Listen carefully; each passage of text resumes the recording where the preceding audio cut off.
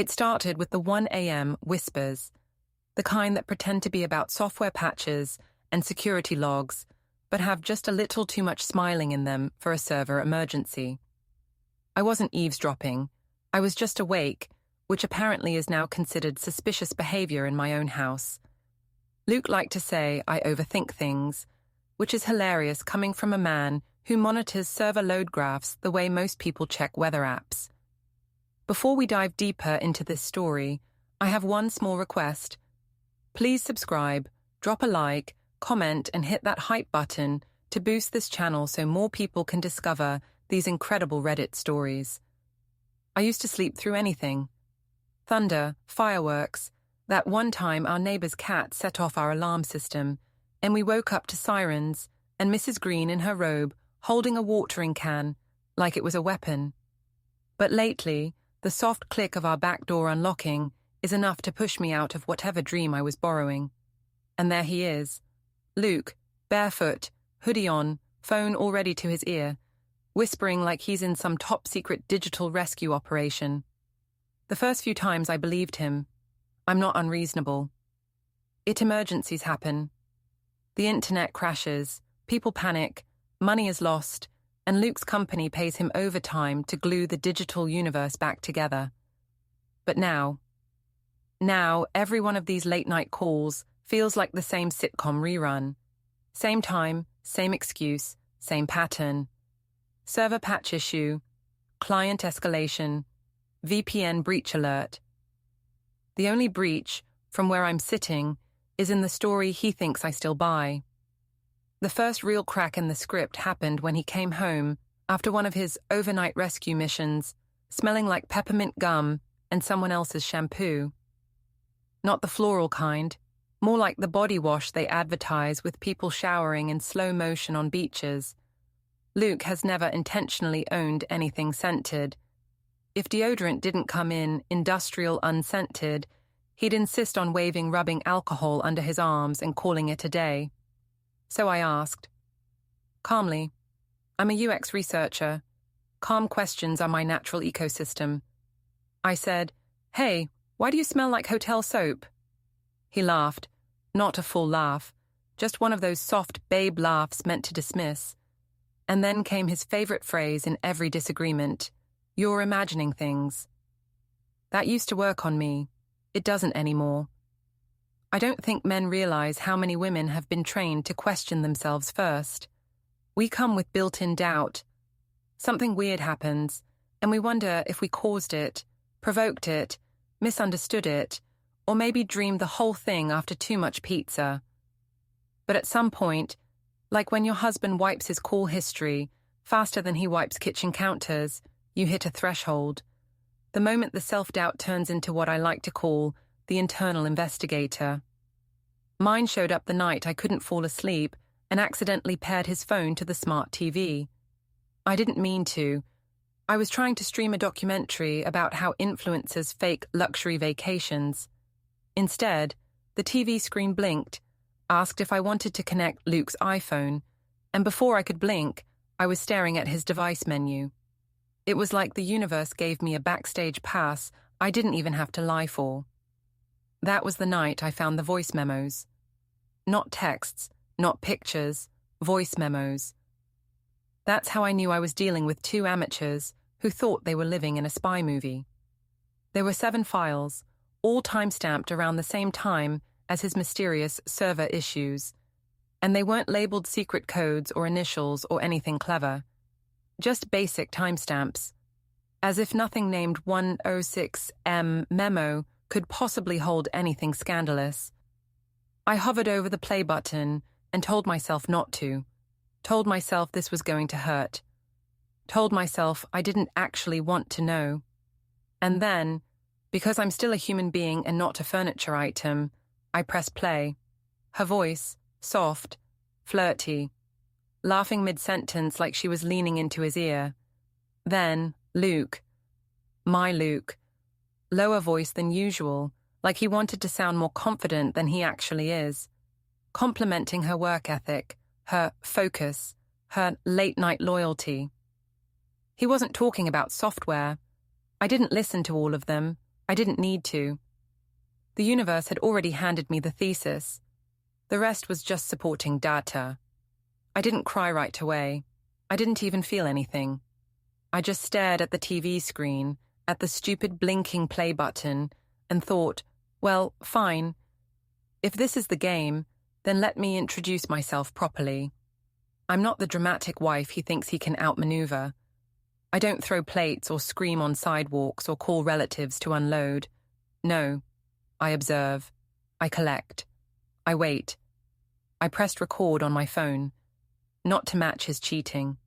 To document the moment I stopped being the clueless part of this story. The next morning, Luke made pancakes. He only cooks when something is wrong. I watched him flip batter while humming, like the soundtrack of his guilt was actually edible. "You're quiet," he said. "Just tired," I replied. "Oh, well, hope you sleep better tonight." "You too," I said, and he didn't catch the tone. He never does. That's the thing about people who lie often. They assume the world is as unobservant as they are. Let me make something clear. This isn't about heartbreak. That implies fragility. This is about insult, about being treated like a side character in my own house. About a man who thought I'd fall apart instead of take notes. So I started collecting patterns, his shift logs, his mileage, his late-night Uber receipts for server outages, the lunch bag he forgot one day that smelled like perfume. I didn't scream or demand or accuse. I stayed still and gathered every loose thread. You'd be amazed how many things people reveal when they assume you're already beaten. But the smart TV connection, that was the turning point. Not because of what I heard, but because of what I realized. If I could hear them, I could show them. I didn't want a confrontation in the kitchen. I didn't want the classic doorway shouting match. I wanted the kind of truth that requires an audience. That's when the idea arrived. Not fully formed, but enough to pull a smile out of me for the first time in days. If he wanted to whisper at 1 a.m., I could make sure they both got a mic at 8 p.m., in front of everyone he respects. It wasn't revenge yet. It was just a blueprint. The real revenge started when I remembered his birthday was 3 weeks away, and his sister Pauline was already planning a small, elegant dinner filled with people Luke wanted to impress, including his HR director, including half the HOA, including our neighbors who already think I recycle incorrectly. Perfect. Luke walked into the living room then, half laughing at some meme on his phone, and asked, "What's that look?" "Just thinking about decorations," I said. "For what?" "Your birthday." "Oh, right. You're planning something." "Something memorable." He kissed my forehead and walked away, probably already texting Kayla something witty. I sat there, staring at the TV that had betrayed him without even trying, and thought, "You think I'm imagining things? Good. Keep thinking that, because the moment you stop underestimating someone is the moment you lose control. And I'm just getting started. The real irony? I used to research user behavior for apps. Now I'm just applying the same principles to my marriage, identify patterns, find the weak points, deploy strategically. Sometimes the interface you're redesigning is a relationship, and the first step in any system overhaul is knowing exactly what's wrong. So, yes, the midnight calls continue. I still hear the back door. I still hear the low laughter. I don't stop him. I don't confront him. I wait, observing, collecting, turning every 1 a.m. whisper into ammo. He thinks the worst thing I can do is cry. He has no idea. By the time I'm finished, he won't even remember what it felt like to be the one in control. And when the candles are lit, and the room is warm, and the guests are smiling, every one of them is going to hear exactly what I heard in the dark. That's the night our story ends. Not with yelling, but with playback. And when the screen goes silent and everyone turns toward him, I want him to finally understand the one truth he never saw coming. I was never imagining anything. I was recording. The first thing I learned about revenge is that it requires the same skill set as product testing. You don't just launch a feature because you feel like it. You observe, You gather data, you watch the target in their natural habitat, and pretend you're not holding a clipboard. And most importantly, you never react while you're still collecting. So, I became an observer in my own house. Luke still took his 1 a.m. calls. He still whispered like he was passing classified information to the Pentagon. He still came home with that peppermint scent that didn't belong to him, still cleared his call logs, still assumed I was either asleep or too distracted to notice. Perfect. Because while he was perfecting the role of busy IT guy, I was quietly building the case file that would make sure he never plays the victim when this all explodes. Some women spy by going through phones. I wasn't going to do that. Too obvious, too easy to explain away. Besides, if someone deletes things, that means they're already thinking like a criminal, and they're prepared for that step. You don't walk into a house where the burglar already knows the window you'll use. So I studied behavior instead. I tracked his emergency calls in a spreadsheet, logging time, duration, reason, and whether he came back smelling like a hotel commercial. I compared that with what he said he was doing the next morning. I looked at his car mileage. I listened to tone shifts in his voice. Yes, softness has levels, and I can chart them like weather patterns. I even tested small lies on him to check his reflexes. Like the time I said, "Hey, maybe I'll drive by and bring you coffee tonight." His eyes widened just a little too much. "Oh, that's sweet, but we'll be in the server room. No outside food allowed." "Server room?" I asked. "In a building with a 24-hour cafeteria?" He didn't blink. Policy. Then he did something people always do when they lie. He over-explained. Too many details, too fast, too unnecessary. I swear lying has a sound, and once you hear it enough, you can't unhear it. I nodded like I believed him, then walked out of the room and wrote, "Reflex panic, noted." In another life, I might have made a great detective, but in this life, I'm just a woman with a smart TV and a rapidly draining amount of patience. The voice memos kept coming. I didn't listen to all of them. I don't need to know how many times she giggles. I don't need to measure the emotional depth of betrayal. I already have a PhD in that part. What mattered now was strategy. Because crying in the shower, that's temporary. Revenge in Dolby surround sound, that has legacy. The more I planned, the calmer I got. It was almost peaceful, like assembling IKEA furniture, if the end result was the collapse of a marriage instead of a bookshelf. Still, I needed more than audio. I needed patterns, motives, and context. So I started bringing home work the way Luke brought home lies. I documented him like he was part of a research study. Log number 1, leaves house at 12:57 a.m. Log number 2, returns 2:41 a.m. Log number 3, hair slightly damp, mint smell, shirt inside out at the collar. A week later, log number 4, leaves with laptop bag, comes home without it, claims he left it at work, finds it the next day in trunk of car. Very strange place for a server crisis. Once, when he thought I was asleep, I heard him in the bathroom practicing a conversation. You know the type, when someone rehearses a lie aloud so they won't start her later. She doesn't suspect anything. We're being careful. It's not that serious. That last one hit differently, not because it hurt, but because of the sheer audacity. Imagine risking your entire life for something that isn't that serious. That's like knocking down your house to get rid of a spider. Impressive in a stupid way. Around this point, the neighbors started gossiping. They didn't know details, but they noticed things. Luke's car gone late at night, me walking our dog at unusual hours, the slightly too long grocery trips. Janice Green, the self-appointed queen of suburban intelligence, caught me outside and whispered, "Trouble in paradise." I smiled. No trouble, just renovations. Janice loves being halfway informed. It gives her the illusion of being on the inside, while still having the freedom to gossip from the outside. I knew she'd repeat that line to at least 5 people by dusk. That helps me.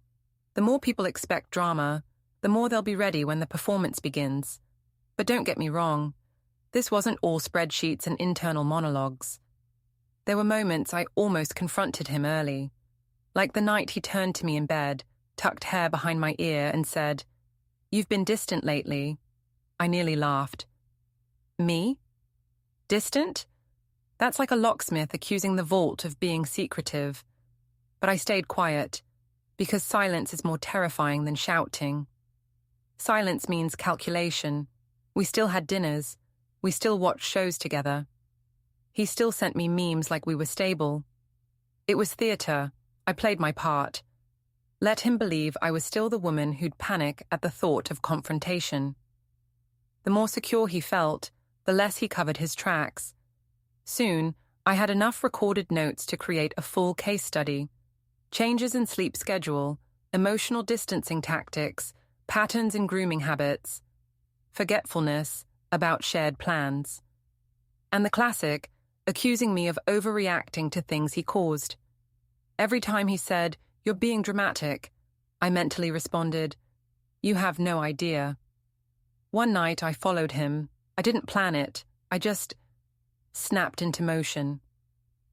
He left the house at 1:05 a.m., and something inside me said, "Go." Not to catch him red-handed, I didn't need that, but to understand the geography of the lie. I kept back 3 cars, turned off headlights, drove like a documentary narrator was judging my decisions. He headed 3 towns over, not to his office, but to a condo complex. Not even a fancy one. Just average. The kind with beige walls, parking lot cracks, and potted plants slowly giving up. He parked. I didn't get close. I didn't need to. He walked fast, like a man who knows exactly which door will open for him. I sat there in my car, watching him disappear into the building, and instead of crying or shaking or storming after him, I texted my own phone a note. He's not staying late at work. He's staying somewhere comfortable enough to not panic. Then I drove home calmly, like I had just confirmed something inevitable. That's when I knew. This isn't a fling. This is a second life he thinks he's smart enough to balance, which means he's arrogant enough to never expect the fall. Now it was time to shift phases, no longer collecting clues, but preparing the reveal. The birthday party plan formed itself with the precision of a well-trained cat pouncing on an unsuspecting lizard.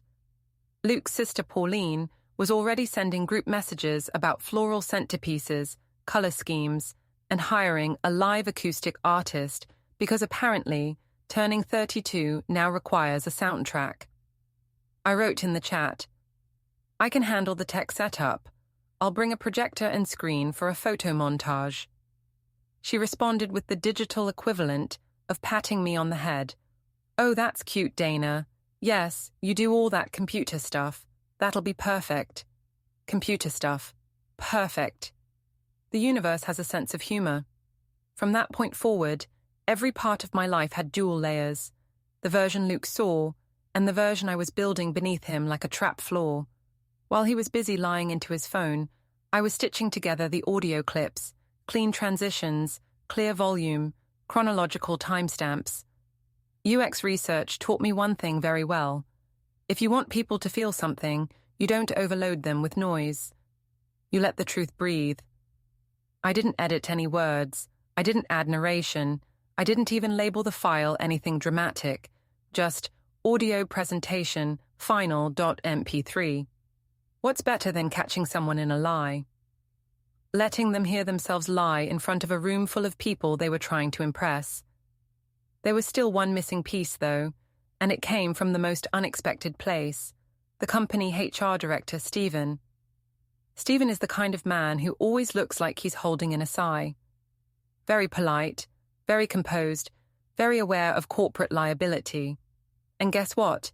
Pauline invited him, because nothing says family celebration like networking disguised as brotherly affection. The moment I saw his name on the guest list, I realized something beautiful. Luke didn't just betray me, he violated workplace policy. And you know what HR directors love more than muffins at meetings? Documentation. So I planned the moment with theatrical precision, cake candles lit, applause, fake speeches, a warm room full of people with plates still in their hands. Then, press play, no forewarning, no introduction. Which brings me to the most satisfying part of planning revenge, watching the target walk around, clueless, while every step they take brings them closer to their own disaster. Luke kept asking if I was okay.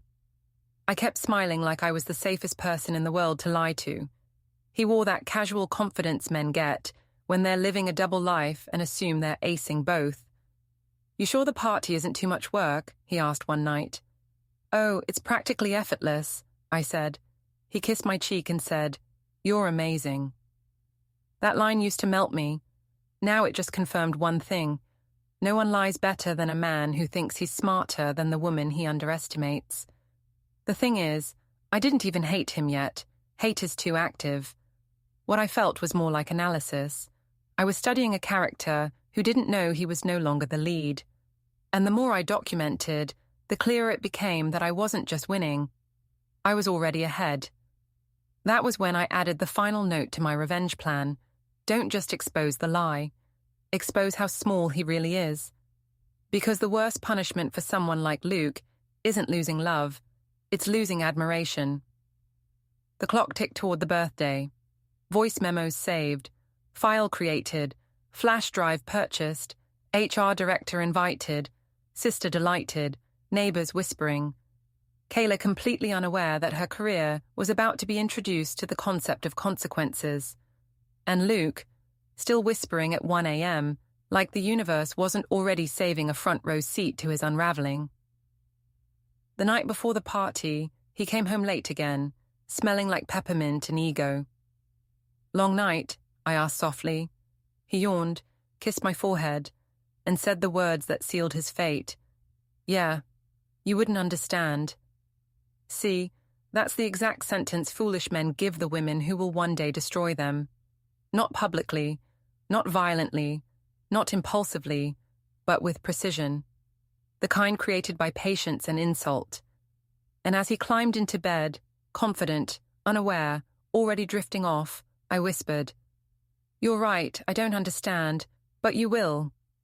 Tomorrow the candles will melt, the room will quiet, and the world he built on excuses will fold in on itself. And I won't raise my voice. I'll just press play." I didn't think the act of dragging 7 audio files into one timeline would feel like a spiritual experience. But there I was, sitting on the living room floor with my laptop, realizing I had crossed the invisible line between reacting and executing. There's a moment in every strategic betrayal where the target still thinks the world is normal, and the planner knows that normal has already ended. That moment is delicious in a way I can't fully admit out loud, so I'll just call it quiet satisfaction and leave it there. The audio files weren't long. None were more than a few minutes. But what they lacked in length, they made up for in the kind of clarity you can't talk your way out of. Whispering, giggling, the kind of tone two people use when they're still pretending they have reasons to hide. They didn't mention names, but they didn't have to. There is only one woman who calls him Night Hero. And there is only one man who answers to it like a Labrador waiting for a treat. I listened to the first 60 seconds, not because I enjoy emotional injuries, but to decide the order. I already knew I was going to splice them together in the order they were recorded. Not for dramatic flair, no, I'm saving that for the theatre of the event, but because truth, when arranged chronologically, is the most damning form of storytelling. It builds itself. I opened my editing software, created a new project, titled it The Most Boring Thing I Could Think Of, Q3 Audio Merge Final, and slid the clips in place like puzzle pieces of humiliation. Then, I did what any methodical woman does before detonating a social bomb. I tested the sound. I connected the TV again. Not by accident this time. The living room filled with Kayla's voice. It felt like someone else's house, someone else's life, someone else's husband. I didn't rage or cry or bite my fist. I just watched the sound bars jump on the screen and thought, good. This will be crystal clear from every corner of the party. Then a weird thing happened. I laughed. Not a hysterical laugh, not a villain origin laugh, just a tiny, amused exhale. Because I realized something. Luke always complained about how technology ruins relationships, and yet, without technology, I wouldn't have hard evidence of anything. His own favorite tools were the rope he tied the knot with. I saved the file in 3 different formats, backed it up twice, and named one copy Happy Birthday Luke.mp3 purely for my own joy. Then I moved it to a flash drive, a red one, not symbolic, just easy to find in a purse. I didn't feel triumphant yet. Planning is steady work. It doesn't come with fireworks, it comes with to-do lists, and mine now had a very specific order. 1. Don't confront him early. 2. Don't change routine. 3. Make sure the audio plays loud and clean. 4. Place HR director in the most optimal viewing angle. 5. Enjoy the collapse. It wasn't revenge yet, it was architecture. That night, I tried to remember the last time Luke and I had a genuine conversation that didn't feel like 2 people running a script they forgot to memorize. I tried to remember the last time I felt chosen instead of tolerated. I came up blank. Not because our whole marriage was fake, but because once someone starts living a parallel life, the original one becomes tinted without you noticing. I fell asleep sitting up on the couch, laptop still open, TV paused on the smart device pairing menu. Maybe 2 hours passed. I woke to the sound of a car pulling in, Luke's footsteps, the soft click of the door, the careful way he always tossed his keys like he wanted to sound casual. That sound used to mean safety. Now it just meant he still thinks I don't know.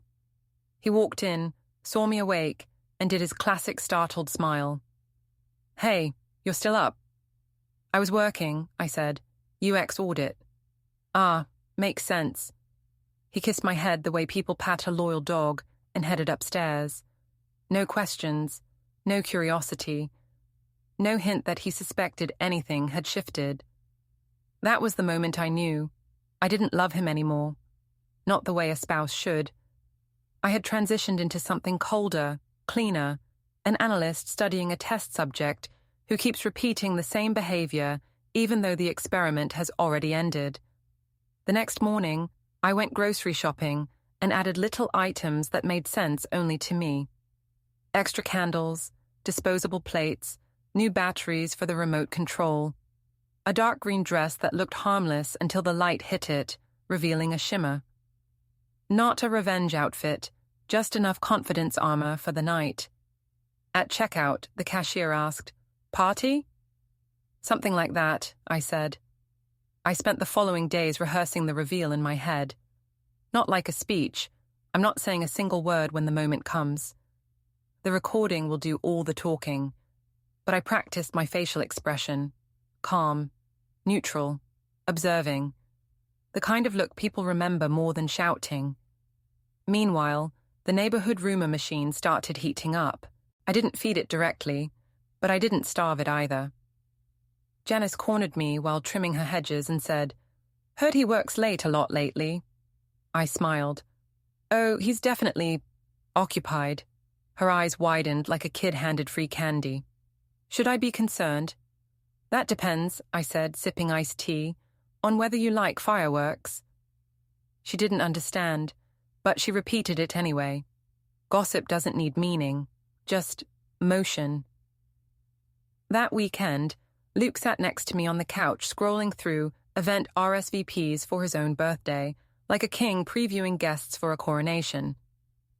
"Looks like Stephen from HR is coming," he said. "That's good. Might help with promotions." "Oh, yes," I replied.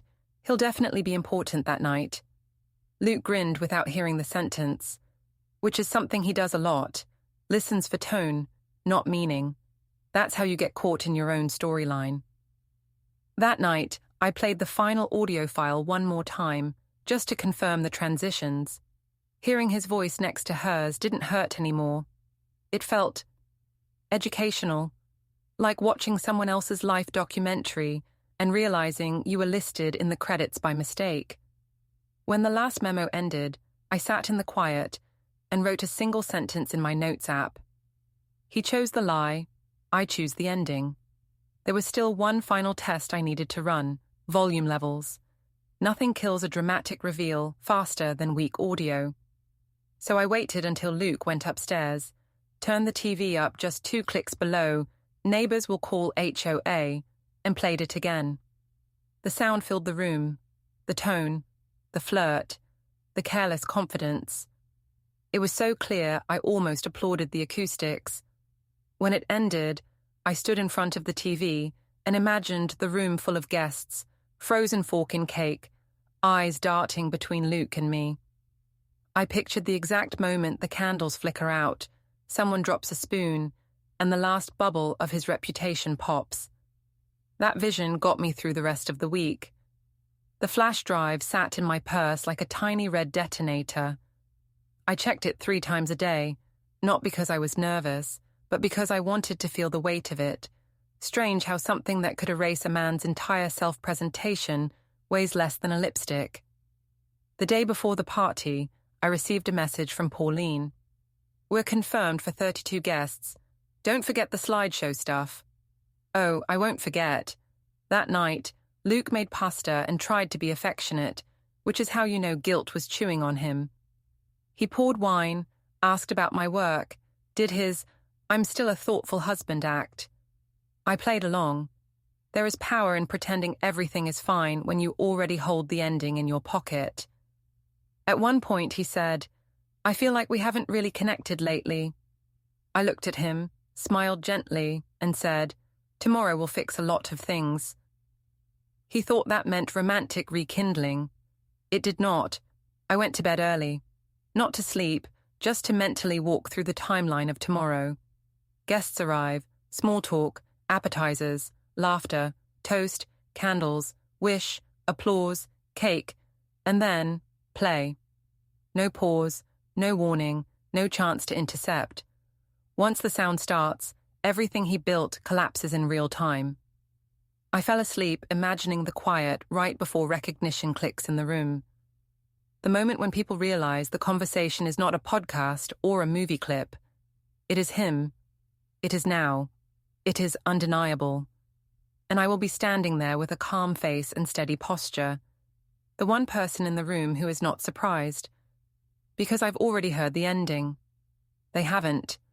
Tomorrow they will. And when the last whisper plays, and the silence hits harder than any scream ever could, Luke will finally understand something he has never once considered. I was never looking for proof. I was building the stage. Curtains rise in 24 hours. The morning of the party felt suspiciously ordinary, which was the only unsettling part. I woke up, stretched, walked downstairs, made coffee, and the world behaved as if it wasn't 24 hours away from watching my marriage shatter in front of a live audience. Even the birds outside sounded cheerful, which was either encouraging or deeply insulting, depending on how poetic you're feeling. Luke came downstairs humming. Humming. A man planning 2 lives at once should not be allowed to hum, but there he was. Beige sweater, clean shave, fresh haircut, the whole birthday boy who thinks he deserves celebration ensemble. He kissed my cheek and said, Big day, huh? Oh, yes. Very big. He thought the party was going to be a tribute to his excellence. He thought he was being honored. He thought all the smiling and nodding and candle lighting was built in worship of him, which, in a way, was accurate.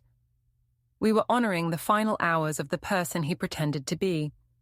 He asked if I needed help setting up. I said no.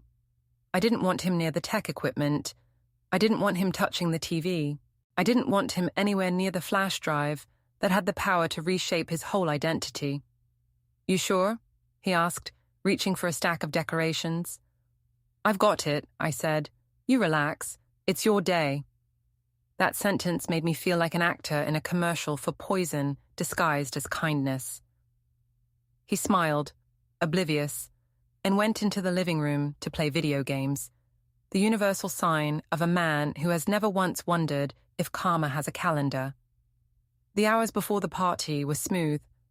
I confirmed the catering, packed the flash drive in a tiny pouch inside my purse, tested the projector one last time while he was outside taking a phone call, one of his work emergencies, except this one sounded suspiciously like a woman asking him what shirt he was wearing tonight. He lied smoothly. That's what practice does. It polishes the lie. I didn't interrupt him. Interrupting would ruin the surprise, and the surprise was half the meal. By late afternoon, the house smelled like food and fresh flowers and artificial joy. Guests were scheduled to arrive at 6. Balloons inflated, dishes lined up, cake delivered, candles set. I wore the dress I bought, deep green, elegant, subtle, the kind of dress that says, I did not come to cry, I came to host. Luke saw me and did a double take. Wow, you look, wow. I know, I said, not as a flirt, as a statement of fact. He didn't sense the shift. He thought I was being affectionate. That's the thing about people who lie too much. They assume everyone else is still performing for them.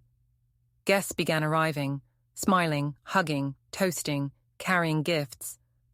Pauline showed up wearing a pearl necklace so tight it looked like it was holding her head in place.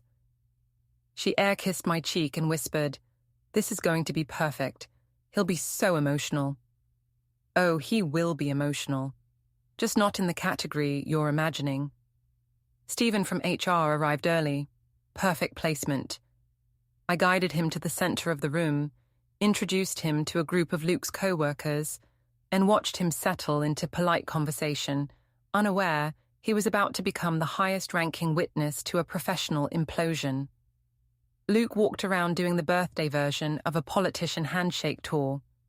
If someone handed him a camera, he would have given a speech on teamwork and resilience. And everyone smiled at him the way people smile at someone who hasn't yet heard the punchline. The house filled, music played, wine poured. The doorbell rang so many times it sounded like applause, and Luke soaked it up. He loved attention the way some people love oxygen. He didn't notice me watching him with a kind of amused detachment, the way a scientist observes a lab mouse running confidently toward a trap that smells like cheese. 40 minutes in, Pauline clapped her hands like a kindergarten teacher and announced, "Time for speeches and cake." Guests gathered. Lights dimmed slightly. The cake was carried out. White frosting, gold trim, 32 candles glowing like a countdown. Everyone sang the song. I watched Luke inhaling the validation like a drug. He closed his eyes, made a wish, and blew out the candles.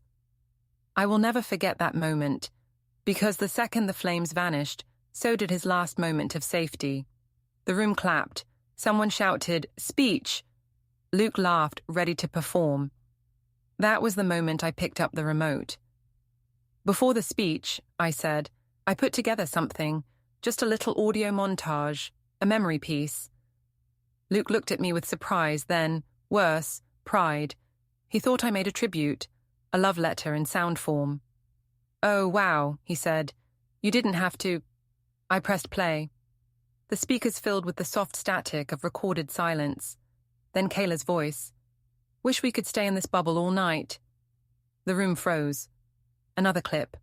Luke's voice, unmistakable, amused, gentle in a way he has never been in the morning. "Same time tomorrow, I'll say I've got another server issue." Someone coughed, someone's fork slipped. The party had become a courtroom without warning. Another clip. Laughter, whispered compliments, an inside joke. Then the line that sealed the truth so tight no one could deny it. "You're way more fun than going home." Someone gasped. Not a dramatic gasp, just the sound of a worldview snapping. Luke slowly turned toward me, face draining of its borrowed confidence. "Dana, turn it off." I didn't move. The recording continued. Every voice memo, one after another, lined up like dominoes built from loyalty he never deserved. No one spoke. No one moved. Even the cake seemed offended. The final clip played. Kayla. "What if she finds out?" Luke. "She won't. She always overthinks. I just tell her she's imagining things. Silence. The kind of silence that doesn't just fill a room, it exposes it. Luke lunged toward the remote. I held it behind my back, not aggressively, just with ownership. "You don't want to do this here," he hissed. I already did. He turned to the crowd, scrambling for the right facial expression. Apology, laughter, denial. It didn't matter. There was no version that worked anymore. He looked at Stephen from HR, who was staring at him like a man reviewing a contract before shredding it. "Stephen," Luke said, forcing a laugh, "this is taken out of context. It's just—" Stephen lifted a brow. "Work calls with personal content are very much in context," someone whispered. Someone recorded on their phone. Pauline covered her mouth in horror, not because of the cheating, oh no, but because this ruined her elegant event. Luke leaned in close to me. "We need to talk. Now. Privately." "No," I said, calm as glass. "Talking is what you did at 1 a.m. This is listening." He stared at me like he didn't recognize the person in front of him, which is ironic, considering I've been here the whole time. Just quieter. Then, while the room stood still, I reached into my purse and handed the flash drive to Stephen. "It contains the full audio," I said, "in case the company has a policy about employees conducting personal relationships on company time." Luke's mouth opened, but nothing came out. That was my favorite part, the absence of scripts, the collapse of rehearsed confidence. The party was no longer a party. It was a social wildfire, and everyone knew the house wasn't big enough for Luke to hide in. He begged for a private talk again. I walked away. Guests began leaving, some out of discomfort, some out of fascination, but all with a story to tell before they reached the end of the driveway. Luke followed me into the kitchen, voice shaking in a way I'd never heard. "Why would you humiliate me like this?" I paused, looked him in the eye, and said the truest sentence I have ever spoken. "You did that part yourself. I just provided sound." He didn't speak, he didn't yell. He stood there, stripped of the one thing he valued most, his reputation, and I didn't need to win the argument. The room had already done that for me. I walked past him, back to the living room, where the cake still sat untouched. One candle was still smoking. Someone had knocked a wine glass over. The playlist was still looping upbeat music, because even Spotify didn't know how to process what just happened. I looked around at the wreckage, not emotional wreckage, just literal plates and crumbs and shocked faces, and felt something surprising. Relief. Not happiness. Not revenge ecstasy. Just relief that the truth was finally out in a way that couldn't be smoothed over with excuses. The night didn't end with shouting. It ended with silence. The kind that means everyone finally heard what mattered. As people filed out, I heard whispers, soft, stunned, almost grateful to be present for something so sharp, so unedited. Neighbors love stories, but they worship the kind that happen while they're holding appetizers. By the time the door closed behind the last guest, the house looked like a celebration abandoned mid-scene. Luke stood near the table, not sure whether to clean up or collapse. I didn't offer comfort. I didn't offer closure. I just said, "This is the part where you leave." He stared, searching for a way to regain balance. None existed. "You blindsided me," he finally said. "No," I replied. "I showed you the mirror." He didn't move, so I walked past him, turned off the lights, and ended the night the same way I ended the marriage, without raising my voice. The party decorations were still up, but the celebration was over. The truth had played. The candles were out, and nothing, absolutely nothing, was imaginary anymore. Morning arrived like nothing had happened, which was the rudest part of reality. Sunlight still slid across the floor. Birds still chirped. The coffee machine still made the same sighing noise it always does. Meanwhile, my marriage lay in pieces the way a dropped vase does, technically still visible, but good luck putting it back together without slicing your hands open. Luke wasn't home when I woke up. I didn't ask where he went. I didn't care. I assumed he was either at a hotel, at his sister's house, or sitting in his car somewhere trying to invent a version of last night where he wasn't the author of his own humiliation. Gaslighters don't recover quickly from public exposure. Their entire strategy depends on private corners, not crowds. I made breakfast in total silence, not out of sadness, but because quiet felt like the cleanest material to rebuild with. I poured oatmeal into a bowl and ate it while scrolling through messages that were definitely not written by people who pretended to like me last week. Apparently, last night had already spread into suburban legend. Janice texted, "Are you okay? If you want to talk, I have muffins and an open afternoon." Translation: I'm dying to hear the director's cut. I didn't respond. Pauline texted a dramatic paragraph about how she didn't deserve to be blindsided like that, and families should be warned before explosions. I didn't respond to that either. If anyone in this situation deserved a warning, it wasn't the woman who once gave me a cleaning guide as a wedding present. Then came the message that surprised me, one from Stephen, the HR director. "I am sorry for what you had to experience. For what it's worth, the file you gave me will be handled through the proper channels. I hope you find peace." Translation: We are definitely investigating him, and I'm being polite because this will be a lawsuit if I phrase it wrong. That one I responded to with a single sentence. "Thank you for doing your job." I didn't need to follow up.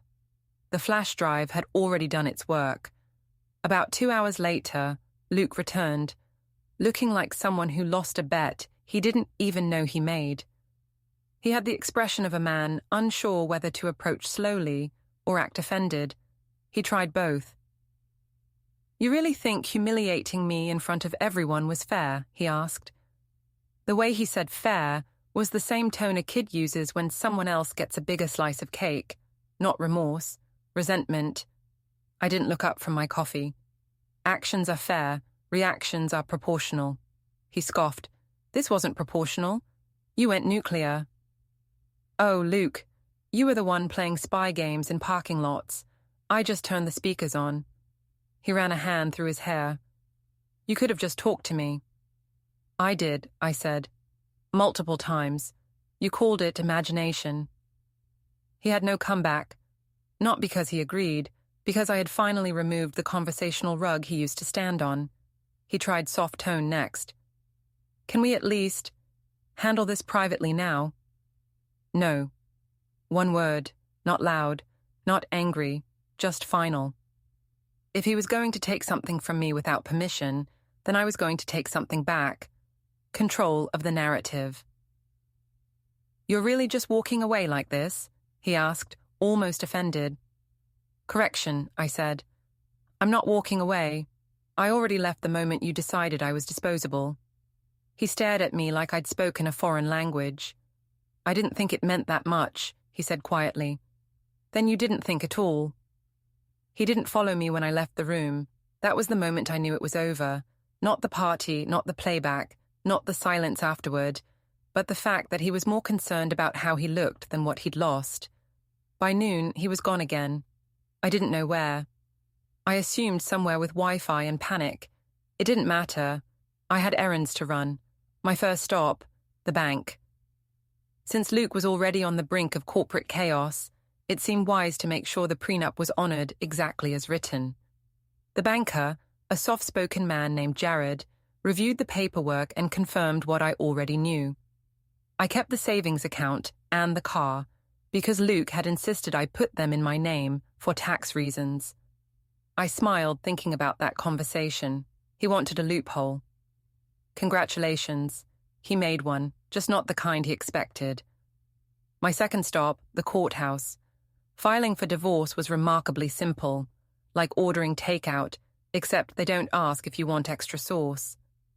My third stop, the parking lot of a gym I had never been to before, because that happened to be where I saw Kayla sitting in her car, scrolling her phone in a panic. I didn't plan it. Life just delivered her to me like the universe was running errands on my behalf. I parked across from her. She looked up, saw me, and every molecule in her posture changed. Her mouth opened, then closed, then opened again like a confused goldfish. I walked over. Calm, no yelling, no shaking voice. She rolled her window down halfway. "Dana, Stop," I said. "We're not doing the confession speech." She swallowed hard. "I'm sorry." "No," I said.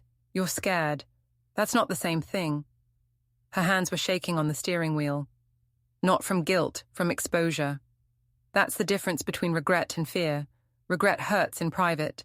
Fear sweats in public." "You ruined my life," she whispered. "Oh no. I ruined your comfort," I corrected. "Your life was built on borrowed walls. I just turned the lights on." She didn't speak, didn't blink, just stared at me like she assumed this was the part where I slap her. Which, honestly, I considered for half a second.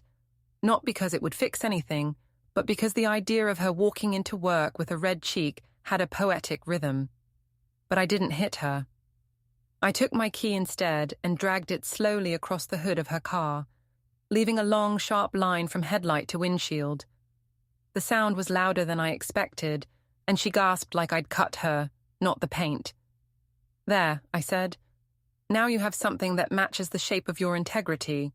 She covered her mouth. "You can't do that." "Oh, I already did." "No, I mean, people saw." "Good," I said. "Let them." She blinked tears. Not grief tears, reputation tears. "You think this is over?" she asked. "No," I said, turning away. "I think this is where you start understanding what over feels like." I walked back to my car with the same calm I had when I played the audio. I wasn't shaking. I wasn't guilty. I wasn't remotely sorry. Some people need emotional closure. I needed sound effects and a clean line through the paint of a liar's car. On the way home, I passed by two neighbors, standing near a mailbox, pretending not to discuss me. Their voices dropped as I drove by. I didn't care. Gossip was now free marketing. By evening, Luke texted me a stream of messages.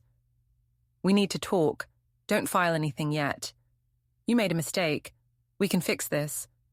I didn't respond. The final message said, "You're being vindictive." That one made me laugh. Vindictive is such a convenient word for people who have never experienced consequences before. It's like calling gravity rude because it doesn't care if you meant to trip. At midnight, I got another message. This one was from an unfamiliar number. "He's been suspended." They took his badge. Kayla didn't sign her name, but she didn't have to. I replied, "Actions, reactions." No more messages came. I went to bed with the window open, not in serenity, but in the calm that comes after a house has finally been cleared of rotten air. Tomorrow would bring paperwork, logistics, maybe a lawyer or two. But tonight was just quiet, not hiding quiet, not tense quiet, just the kind that arrives when the battle is already won and the other side hasn't figured it out yet. I lay there and thought about everything that led here. The 1 a.m. calls, the gaslighting, the whispers, the lies, the cake candles flickering out like props in a bad play. And I thought, this is what happens when you mistake a patient woman for a passive one. Two kinds of people keep records, accountants and underestimated wives. The air had a metallic edge to it, though not unpleasant, just the kind that hints at rain or maybe storm. I noticed it walking into the kitchen that evening, keys in hand, lights dim to that forgiving suburban glow.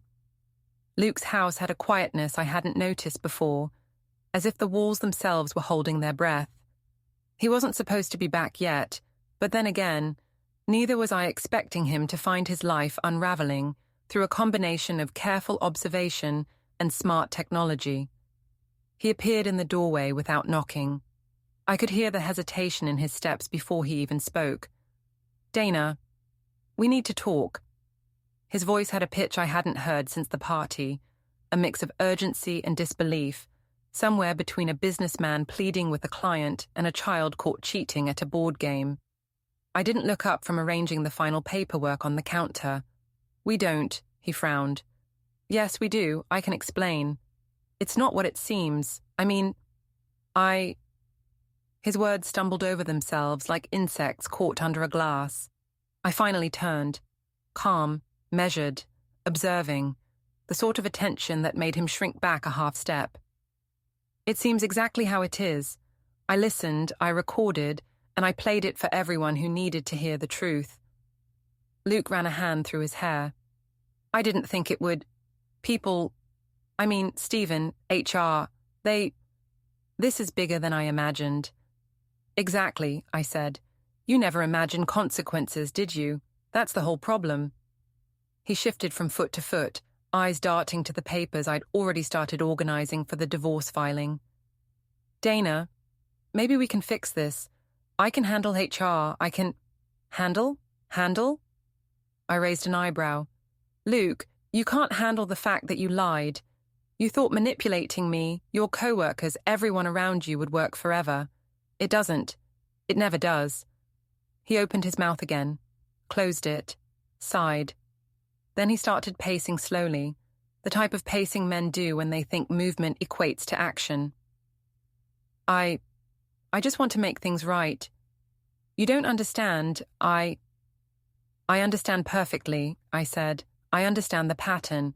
I understand the strategy. I understand the lies. And I understand that nothing you say now will undo what you already did. He stopped pacing. You're so calm about this. Don't you care? I laughed softly. Not cruelly, not triumphantly.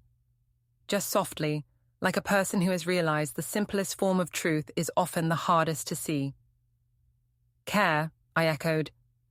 I care about clarity. I care about fairness. I care that the truth is known. You, Luke, you cared about comfort. You chose comfort over honesty. That's the choice you made. He sank into a chair, staring at me with a mix of frustration and incredulity. You're really going to... after all of this, you're just going to... walk away? I didn't answer immediately. I let the weight of the room fill the silence. The faint hum of the fridge, the ticking of a clock, the soft occasional creak of the house settling. I'm not walking away, I said finally. I'm just stepping aside. You'll find out what it's like when someone pays attention while you're not looking. That's all. He shook his head, looking genuinely confused. I don't understand. I could fix it. You could have fixed it at 1 a.m., Luke. You could have fixed it when I first asked. You didn't. You made the choice to ignore the truth, and that choice brought us here. There's nothing left to fix except the consequences. He looked down at the floor, fumbling with the edge of the chair. And in that moment, I realized how completely the power dynamic had shifted. The man who thought he controlled everything in this house, from schedules to opinions to conversations, was now staring at someone who had orchestrated every step of his exposure. He was reduced to reacting. I walked past him to the kitchen counter, opened the drawer, and removed the flash drive I had kept carefully hidden. You know this, I said, isn't a random act. This is intentional. I have been documenting, planning, waiting, and now everything that needed to be seen has been seen. You're left with the consequences of your choices. He tried to speak again, words tumbling out in a nervous rush, but I held up a hand. No more words. This isn't a negotiation. You've spent years negotiating the truth, twisting it, hiding it. Now you get to live in a world where the truth is front and center. And yes, it's inconvenient. That's part of the point. The rain began to fall outside, soft at first, then heavier, drumming on the windows. I noticed it but didn't react. Luke, however, glanced toward the sound, shivering slightly, not from cold, but from realization. The storm outside was nothing compared to the storm inside him. He finally stood, took a step closer, trying to reach for my hand. Dana, please, I need you to understand. I stepped back, calm. I understand more than you know. I understand that I cannot trust you anymore. I understand that I've been ignored, dismissed, and lied to. I understand patterns. I understand behavior. And I understand one more thing. I will not participate in your continued delusions of control." He faltered, taking another step forward. "So, what now? Are you leaving?" I tilted my head, letting the weight of the room press down. "I've already left in the way that matters. You're left holding your choices. That's the conclusion. Everything else is just paperwork and logistics." He sank back into the chair, running his hands through his hair. He didn't speak. I didn't push. Silence carried more power than anything else could. And then came the final act. I walked toward the front door and turned the handle, leaving him staring at me as I passed. Outside, the storm had picked up. The sky was dark, the rain falling in sheets, and the street glistened in the lamplight. Neighbors might see, neighbors might speculate, but this wasn't about perception. This was about clarity. I opened the car door and slid in, not angrily, not dramatically, just with the simple satisfaction of someone who has completed a long, necessary project. I started the engine, watched the rain blur the streetlights, and thought about how far the last few weeks had taken me, from quiet observation to orchestrated revelation to this moment, where the final confrontation had left Luke with nothing but reflection and exposure. I drove slowly down the street, aware that every passing neighbor might be gossiping, that every glance out of a window could be calculating, but I didn't care. I had nothing left to prove to anyone but myself, and I felt the satisfaction of a plan executed with precision, one that relied not on confrontation or rashness, but on intelligence, patience, and timing. When I returned home hours later, the house was quiet. Luke hadn't moved. I didn't need to check. I knew he was sitting there, processing every word, every sound, every implication of the previous night. And that knowledge, that awareness, was enough. I walked past the living room, where the faint smell of melted candle wax still lingered. I thought briefly about the party, about every single person who had been there, and about how their perceptions had changed in an instant. For some, it had been scandal. For others, it had been revelation. For me, it had been completion.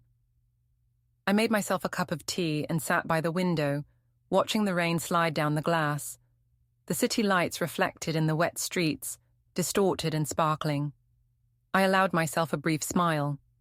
Not because I had won over Luke, though I had, but because I had followed a plan, executed it without hesitation, and faced the truth of my own strength. And then the sound of the door opening caught my attention.